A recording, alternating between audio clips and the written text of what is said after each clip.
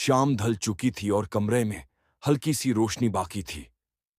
अरीबा पुरानी किताबें समेत रही थी जब उसे एक पुराना लिफाफा नजर आया। दिल ने अजीब सा झटका खाया। लिफाफा खोला तो अंदर आखिरी चिट्ठी थी।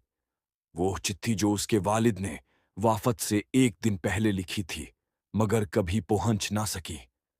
चिट्ठी में लिखा था, अरीबा, मेरी बेटी, जिंदगी हमेशा आसान नहीं होती, लेकिन हिम्मत रखना। अपने ख्वाबों से कभी पीछे मत हटना। मैं तुम पर फख्र करता हूं। अरीबा की आंखों से आंसू बहने लगे। उसने महसूस किया कि बाप का प्यार वक्त से बढ़कर होता है। चिट्ठी के आखिरी अल्फाज उसके लिए उम्मीद का दिया बन गए। अगर मैं ना भी रहूं, तुम हमेशा मेरे जज्बों को अपने साथ महसूस करोगी। उस रात अरीबा ने फैसला किया कि वो अपने वालिद का हर सपना पूरा करेगी।